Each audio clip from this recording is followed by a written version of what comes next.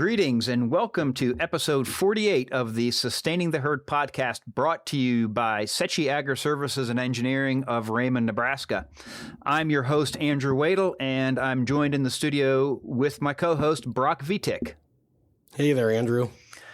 Hi, Brock. And just so for our listeners know, of course, Brock has the face of the Marlboro Man. He also today has the voice of the Marlboro Man, being a bit under the weather. But we're glad you're here with us, Brock, and we hope that you get to feeling better. Also in the studio, yes. Also in the studio today, we have with us Eric Dinger of Landoption. Morning, guys. Morning, Eric. Thanks for joining us. And we'll give Eric a chance to introduce himself in a bit more detail in a moment. And but first, we're just going to introduce you all or welcome you all back to Sustaining the Herd. We'd like to welcome back our existing or past listeners. We really appreciate all the feedback we get from you as far as things that you'd like to hear, things that you like about episodes. And we're super glad that you're getting something out of these episodes when it comes to matters involving sustainability. And for our new listeners, just to tell you a little bit about what Sustaining the Herd is about, at Sechi Agri-Services, we look at sustainability from kind of like the proverbial three-legged stool. The first is protecting the air and the water, and it's protecting the air that we breathe and the water that we drink, and keeping contaminants from getting in the air and the water. So that's usually the most basic idea of sustainability that people comes to mind. The second part of sustainability is doing more with less, resource efficiency. If we can use less inputs and get more output, that is sustainable. That is a big part of sustainability. And the last part about sustainability, and it's certainly not the last, but in the third bucket, we'll say, is strong businesses. We need to have strong, sustainable businesses so that our farmers, feedlots, ranchers, cattle producers, dairymen, they continue to do what they do best, and that is feed and clothe and power the world. So that's a little bit about sustaining the herd for our new listeners. And again, welcome, Eric, to Sustaining the Herd. Tell us a little bit about you. Well, thanks, guys. That introduction was awesome, by the way. Let's just do those three things. That's all right. Let's wrap it up. We'll have coffee. Get them done. Let's go. Well, I'm Eric Dinger. I'm the founder of Landoption, and my background, real quick, I grew up in northeastern South Dakota. Redfield and Hecla are a couple of names you guys might have heard of. And then moved to Minnesota. My dad took a job. He was managing a grain elevator in South Dakota and took a job selling corn and beans in southwest Minnesota for DeKalb and Asgrow. And so went to high school up there and came down to Nebraska for college. Met my wife soon after, started a business. Funny story about that is I saw this cute girl walking into Union Bank and Trust in Lincoln. And I waited until I got the biggest check of my life in my new little company. I had a $12,000 check, and I walked in there and I opened an account with her. And we've been married for 17 years now. So the check was not that big, I can promise you that. But I became a Nebraskan because she's from Fairbury, and now we live by Roca, just south of Lincoln here. And we live on a little... We call it Dinger Farms. I've been working with the FSA for years trying to get them to agree that I live on a farm. We call it a farm. We have lots and lots and incredible amount of animals out here. It's a very dense animal population at my place, mostly led by my daughter, who's a rodeo kid, and chickens and ducks. And there's an amount of living things walking around my window right now that is...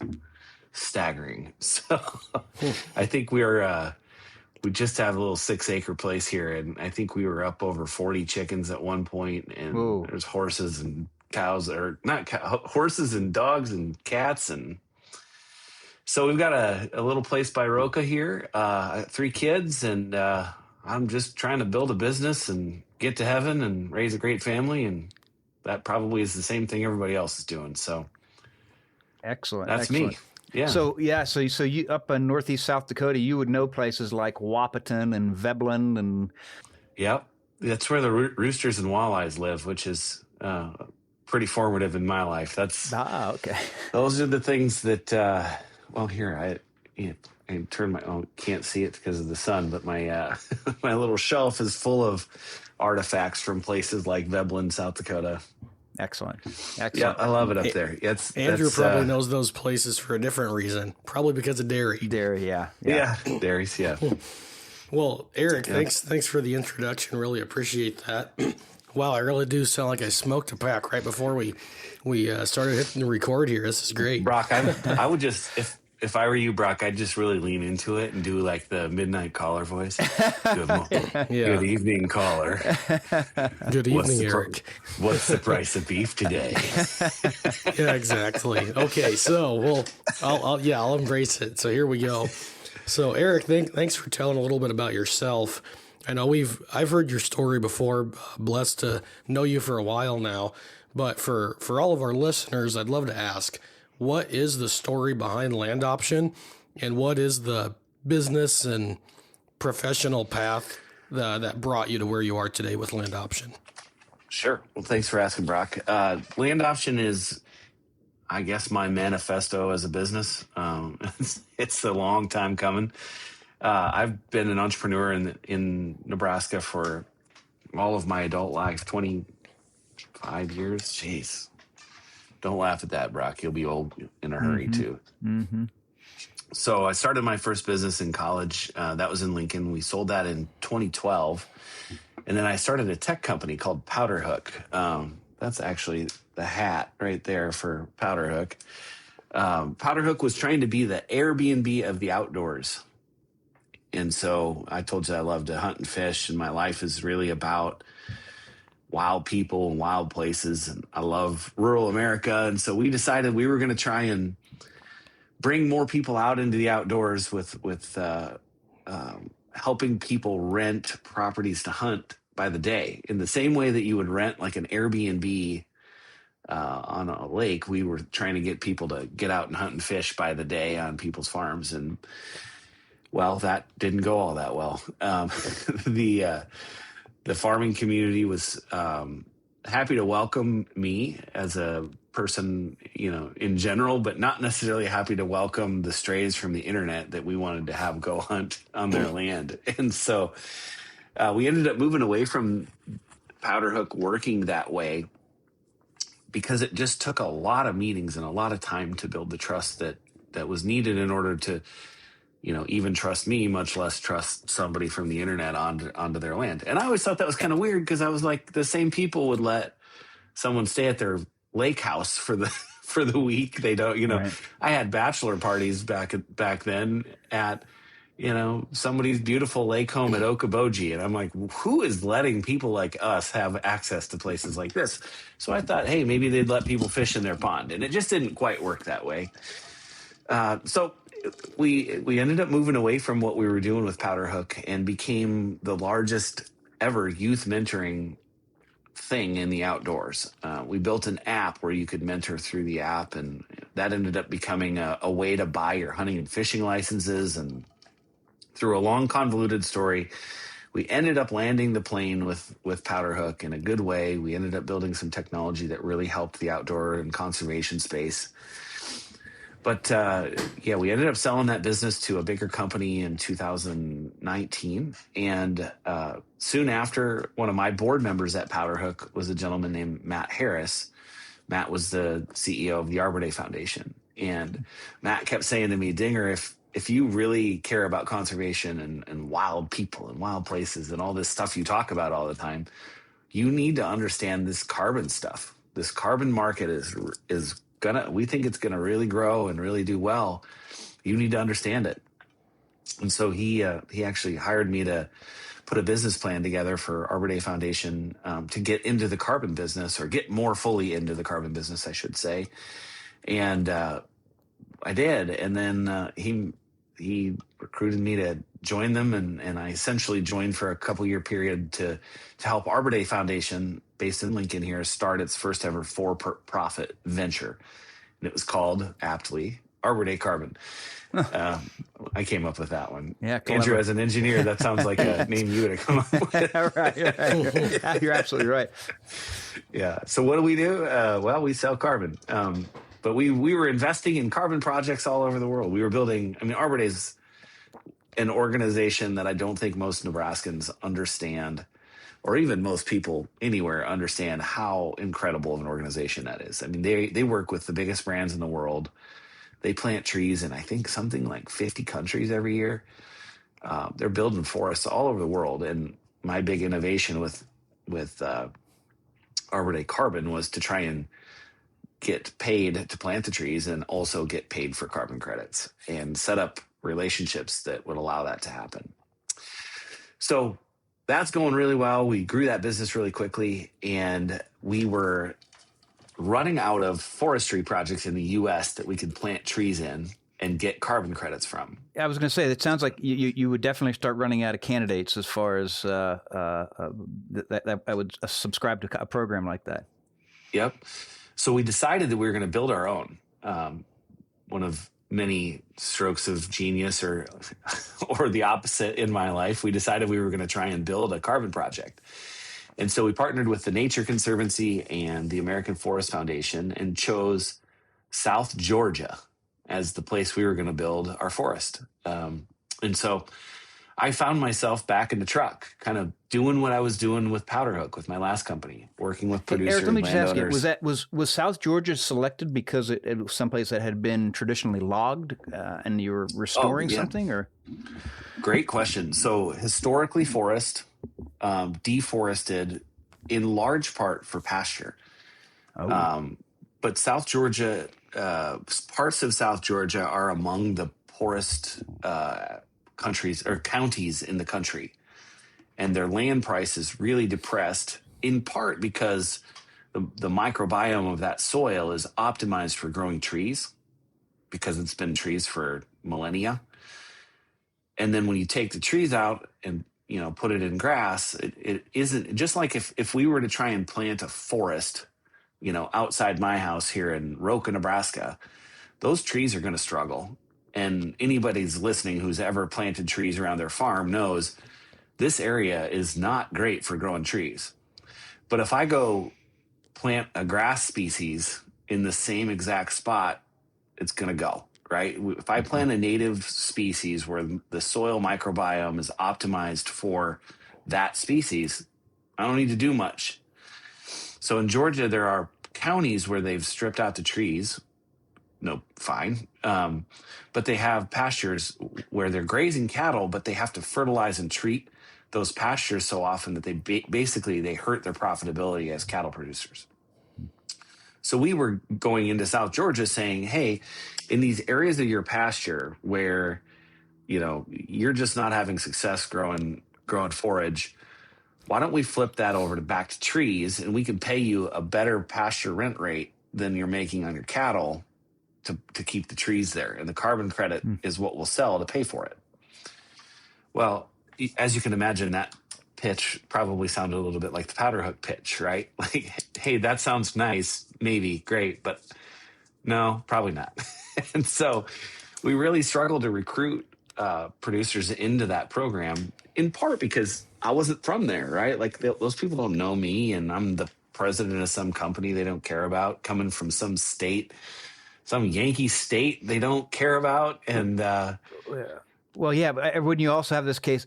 My daddy raised cattle there. My granddaddy's daddy raised cattle there. You're going to tell me I'm not going to raise cattle here? Yeah, there was some of that. There actually the cattle industry there isn't nearly the same as it is here. It's as you guys know, you guys work all over the country. I mean, the way in which protein is raised is pretty different in different parts of the country. There were a lot of newer ranchers that we were working with there. They call them farmers, but we'd call them something closer to ranchers. So there's just this isn't how we do it, or that's not what I want to do. But the long story short is it was the same exact problem that we were having at Powderhook, where we're trying to implement a program. We're coming from the outside. We think we've got some idea that's useful or helpful.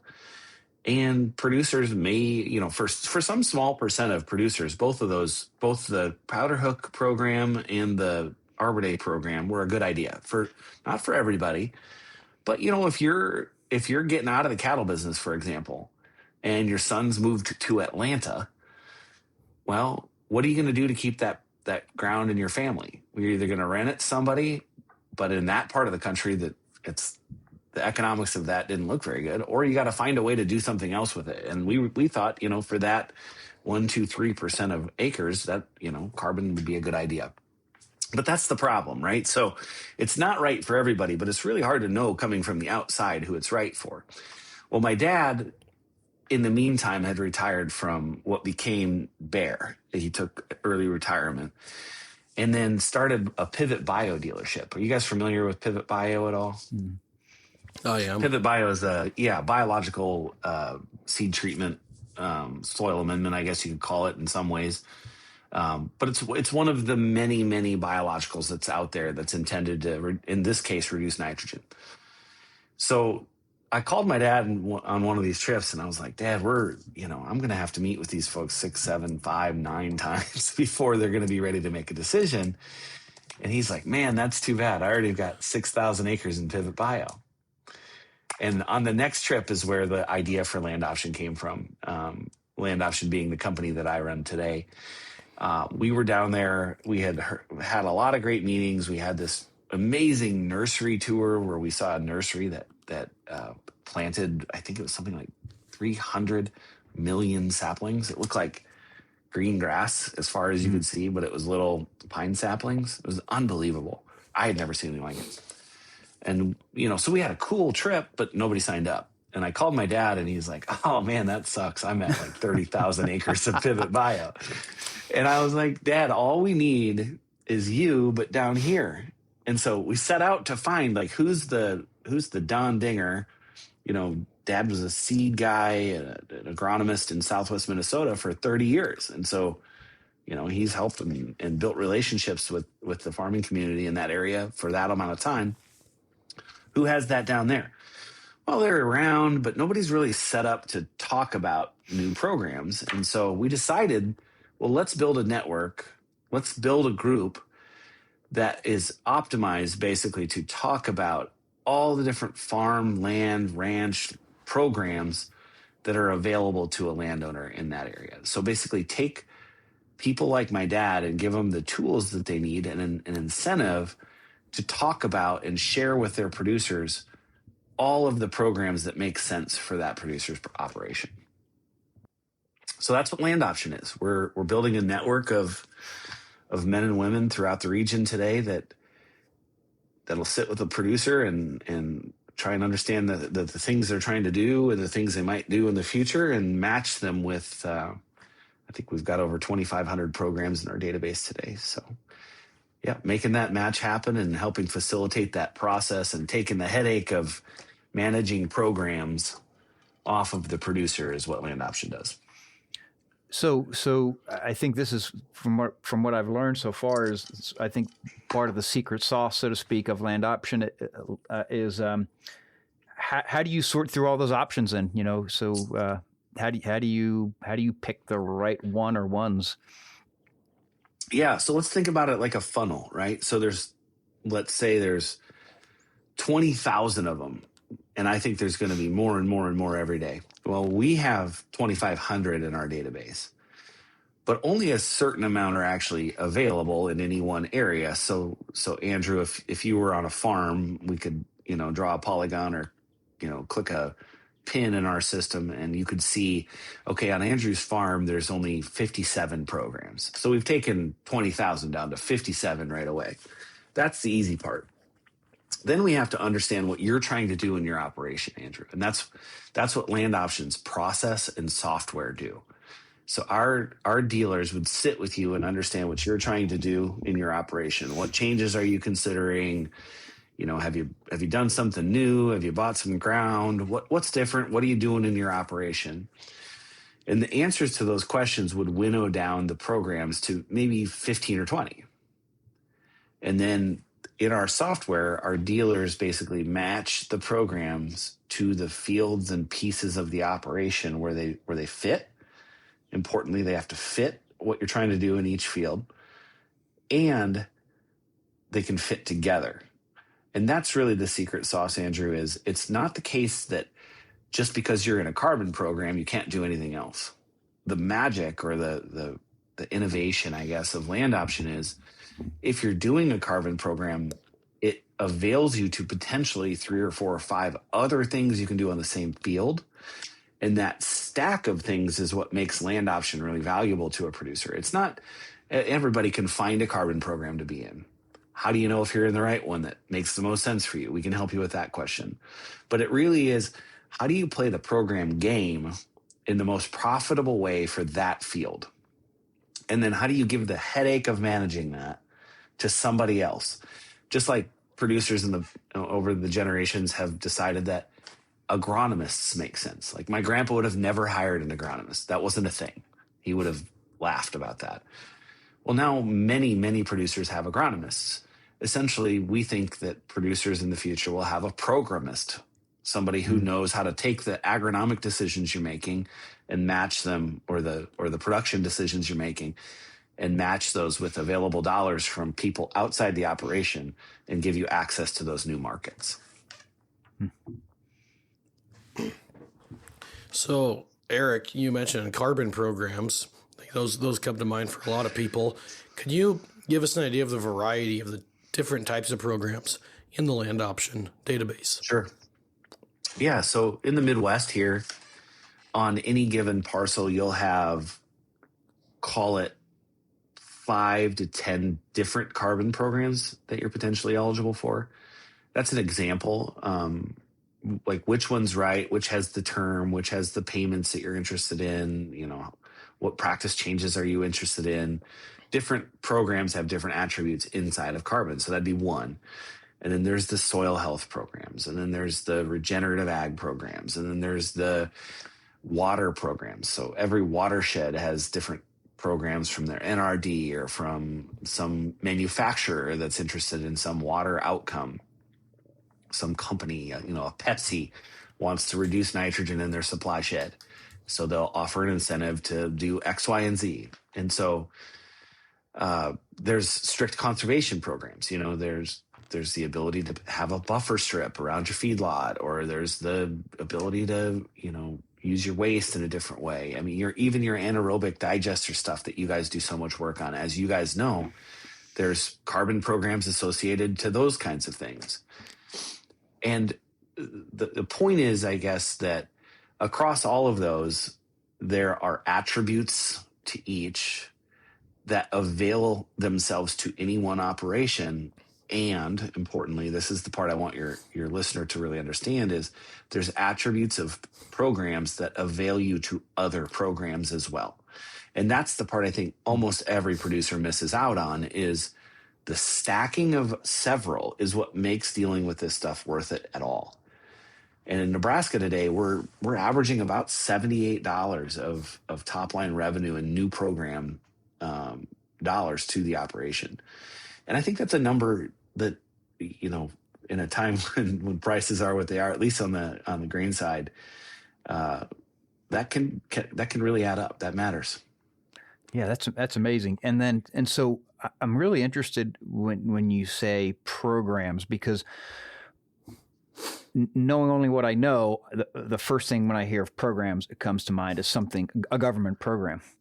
Sure. However, from you invoke the word Pepsi. So to me, that says that there are other programs offered by private companies, by NGOs, by it's not just Uncle Sam.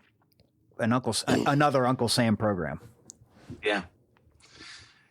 The government, the U.S. government, is the largest buyer of food in the country. They are the largest provider of incentives and backstops in the country by far. And so knowing how to play the government incentive game, the government program game, is certainly part of it. It's absolutely true that knowing how to do those things can help an operation. And everybody knows that, right? Like almost all producers will have some sort of crop insurance and some relationship with their NRCS office. Those are things people understand. What we want to do is help you make sure that you understand what's available to you at that office, not tell you, you're going to make $57 from this EQIP program. We want you to know there's an EQIP program that stacks with the carbon program you chose. But to answer your question directly, Andrew, there are programs from an amount of places that would blow your mind. Almost every CPG company, nearly every grain buyer in the supply chain has some sort of something they want. And our premise with land option isn't to go and tell a farmer, you should do this or do that or it's just simply to make sure you know that those are available. So if you're in, if you hauled a Bunge, did you know that you can do X, Y, and Z differently and Bunge will pay you 30 cents more for your corn? Well, maybe you did know that, but did you know that if you do that, you can also do this and this? And that's really the game. We call it playing a game because we're not trying to provide agronomic decision-making. We're trying to provide support and a deeper understanding of what's available to that producer so that they can include programs in how they make decisions. So Andrew, yes, there are, in every farm we've seen in Nebraska so far, there are a couple of dozen private programs from, you said it perfectly, NGOs and companies and even specific co-ops and things that are available to those producers. Yeah, that's interesting, Eric, that it's not just the government programs, but I think that really speaks to the sustainability landscape today. And we see that a lot with anaerobic digestion. For our listeners who have been around for a while and been maybe listening to Andrew and I talk on some of our episodes where just the two of us without a guest in the past, we've talked about the different types of revenue available for renewable natural gas. There's the compliance market where you're selling into California, or you're selling RINs to the renewable fuel standard at the federal level. But there's also the voluntary market where companies are wanting to buy the renewable attributes of this gas to green up their operations because they perceive demand for that greening up from consumers and from investors. So kind of drawing a parallel to what we see in our work with digesters. It's really quite similar in my opinion. Yeah. So you guys have a stack of things when somebody's thinking about an anaerobic digester project. The anaerobic digestion of waste is not in and of itself, in most cases, going to be a profitable change for an operation. Is that fair? I don't know a lot about. I told Brock in preparation for this. Yeah. I don't know a ton about the cattle programs, but I think it has the potential. It has a potential to be profitable based on basically selling manure or making renewable natural gas. Right, but if you just sell the gas, that probably isn't an economic. I would guess in most cases, those changes don't pay for themselves very quickly.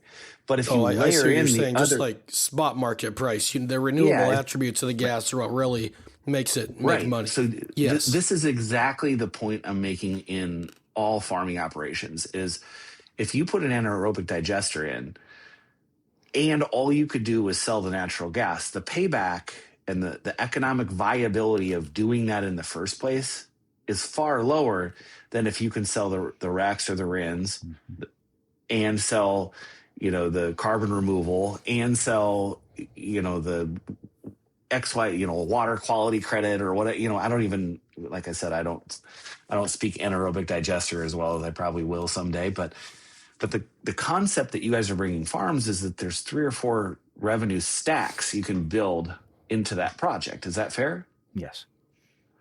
That's literally what I'm saying when I say on a cornfield, those same stacks of attributes are available to you. You can sell the bushel, yes, but you can also grow carbon while you're doing it and sell that. And you can also remove nitrogen from the watershed and somebody else will pay you for that. And you can plant a cover crop and somebody will both pay you to establish the cover crop and pay you for the seed. And all of a sudden there's 4 programs that work just like in your anaerobic digester projects on that same cornfield. That's a very, very good comparison. Excellent. And so we talk about all these programs and stacking them and whatnot. What is the stack, if you will, that a typical corn farmer would get, but not maybe anticipate? And I ask the same question as far as a cattle feeder. What are the stacks that just call them typical that they would see?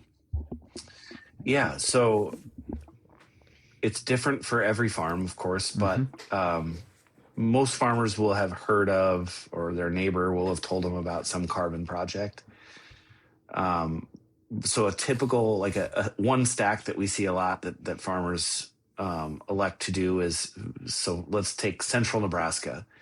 Let's put our corners in the Pheasants Forever Corners for Wildlife program. It's the most, in my opinion, it's at least among the most profitable use of your corners. Let's put your field in a carbon project. Let's have EQIP pay us for cover crop. Let's have the NRD pay us for a nitrogen reduction. Right? So then we've added, in the agronomic sense, we talk about having markets for our crop.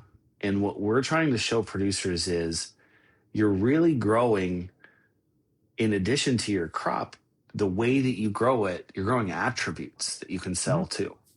And that's, or claims is probably the better term for it. You're growing additional things that avail you to different markets if you play the game right.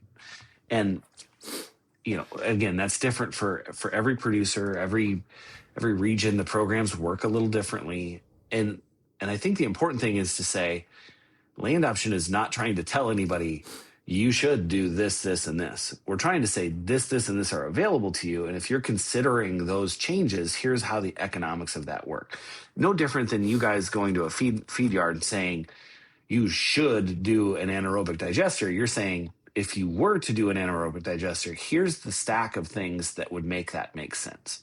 And that's what our dealer network is set up to do now, is to go to producers and say, as you consider making changes to your operation, or as you're looking to make a more profitable field, here's a stack of things that you can consider that might make your decision easier to make and might make you more profitable in doing it.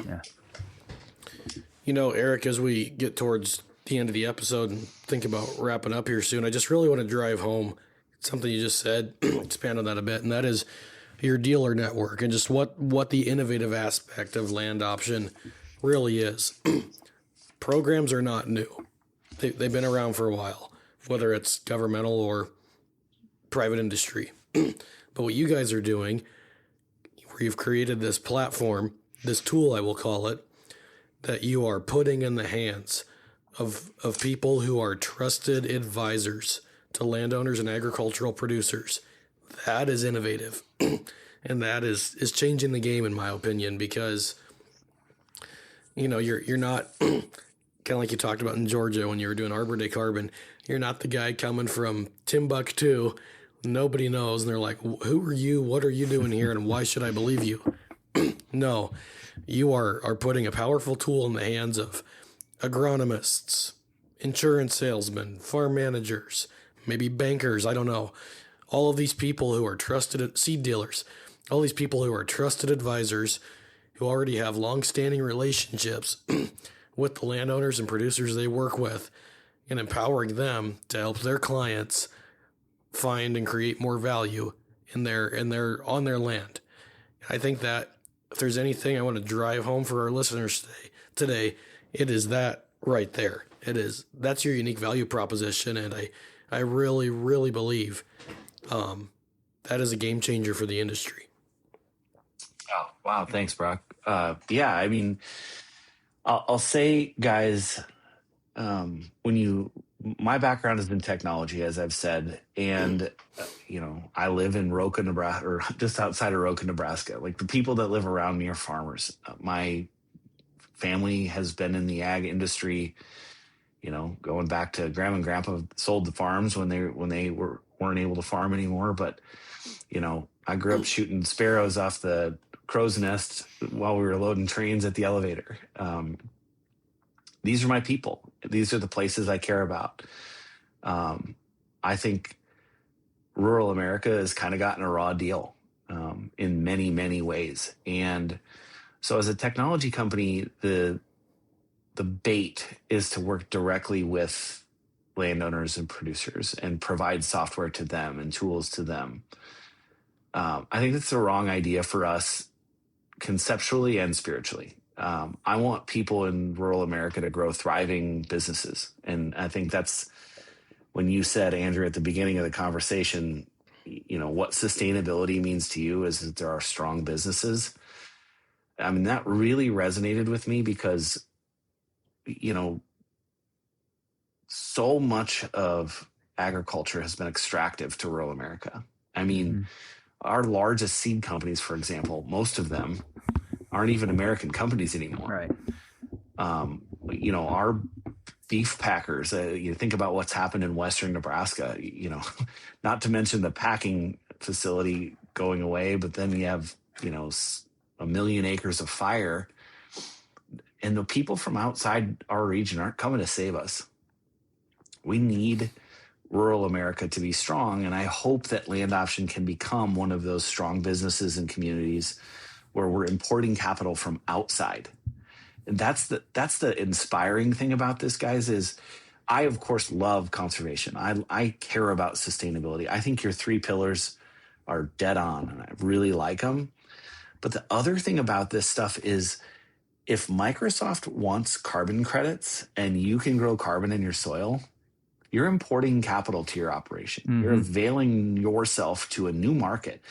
I don't think you need to have a moral opinion about what having carbon credits in the world even means as a producer.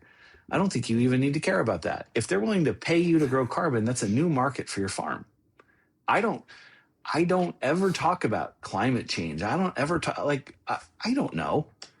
But what I do know is that Microsoft wants to buy carbon. And if you can grow carbon, and you should do that because that's a new market for you. And all I know is that next year Microsoft won't want to do that, but Cisco will or somebody else will. And it's like, okay, well, then we'll do it for you guys next year. And I think that's a way of thinking about your operation and a way of approaching a business that I hope you're right, Brock. I hope that innovation or that way of thinking works for us. But certainly finding people like the dealers, like the independent ag advisors that you talked about, who have kind of the thinking like we've been talking about, who think things like this are important, but who have that trust in rural communities. But importantly for us, finding people who have time to work with things like this. Like Brock, you're a really good example, right? I know you care about this stuff. I know you think like I think. I know lots of producers trust you, but you've got a full-time job, right? So you're not quite right today for what we're doing maybe, right? But if you've got a down season in your operation as an agronomist or as a crop insurance person, I think Landoption is a great new way to build part of your business. And we'll see if we're right about that. We'll see if we can get that done. Yeah, and so if you're a producer or an advisor or a landowner, how do you get started working with Landoption?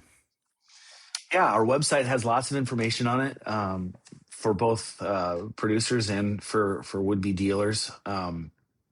Just hit up landoption.com. I'm Eric again. Eric at landoption.com is my email address. I'd be happy to. That's clever, Eric. Help point you in the right direction. Yeah. Did an engineer develop that for you? Yeah.